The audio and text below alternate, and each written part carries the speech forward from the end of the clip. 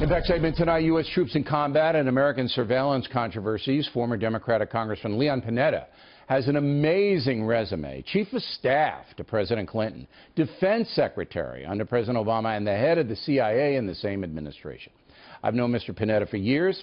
He is a straight shooter.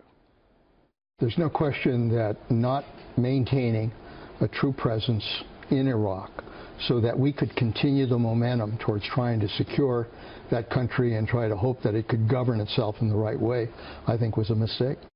Now, that was a direct criticism of President Obama while he was still in office. Joining us now from Seaside, California, is Leon Panetta. I have 4 topics for you. They're all very serious. And let's begin with the U.S. troops fighting in the Middle East. It looks like there are almost 10,000 American military people on the verge of combat in Syria, Iraq, and Yemen. What do you know?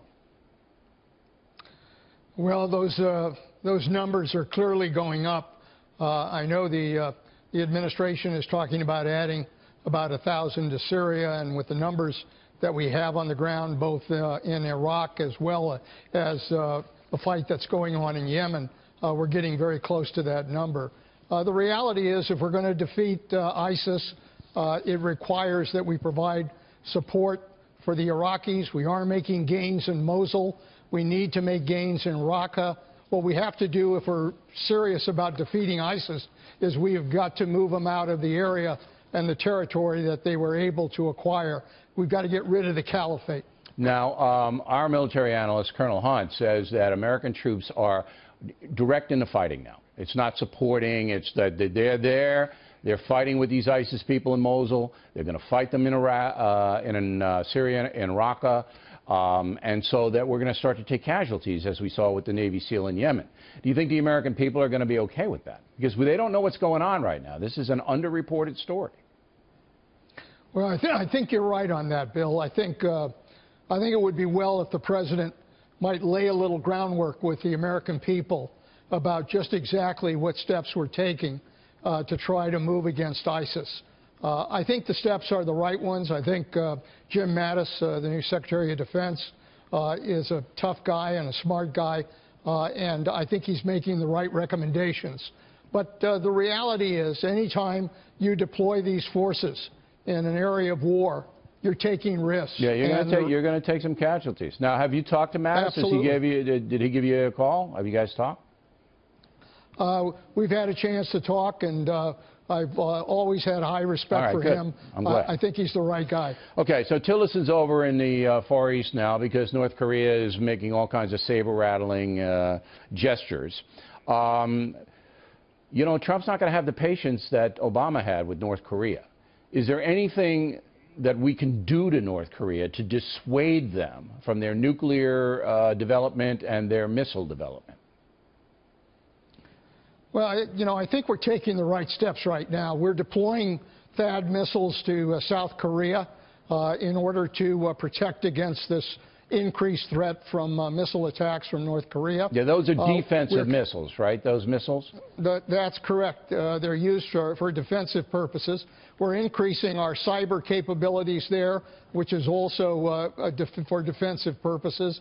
We're working with both the Japanese as well as the South Koreans to try to make sure our coalition is strong and clearly there to defend South Korea if anything happens. But we're dealing with a very unpredictable and unstable the guy's a nut. North Korea. And the Chinese, I don't know, you know, they could crush him in a minute. But do you predict war in North Korea? Would you say that's a likelihood?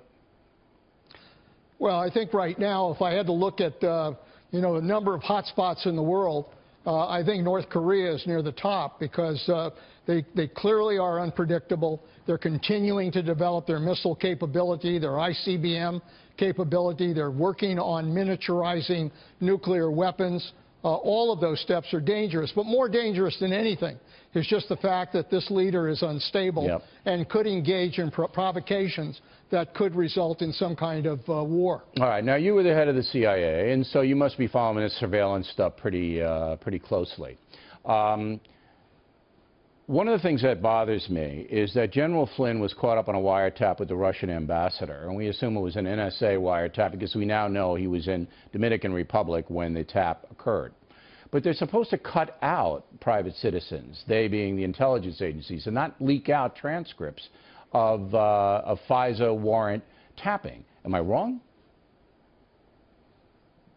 Well, I have always operated on the basis that that is highly classified areas that the CIA and other intelligence agencies are engaged in, and very frankly, it ought to be kept classified. If there's any leaking of that kind of information, it's a violation of law. Right, but were your orders to the CIA that if you capture an American citizen who's not the subject of the tap, we assume that the Russian ambassador was, that you cut him out, that you don't put him in the transcript, and he doesn't go into the record?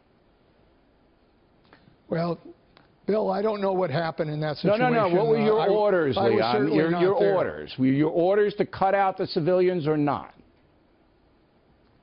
In that situation, you gather the intelligence, you look at it, you provide it to the key players. Obviously, if there's private citizens involved, you keep them out of it. Okay, so your orders were you'd keep out because so Flynn should have been kept out of it, and he wasn't. Now, that disturbs me just as an American because I'm a news guy. I talk to people all the time, all over the place. I don't want to be on some wiretap and then have it leaked out. I mean, the danger there, and I'm sure you understand the danger. Last word. I'm sure that both committees are going to get full coverage in terms of the intelligence that was gathered on this issue. All right. Always a pleasure. Thank you, Mr. Panetta.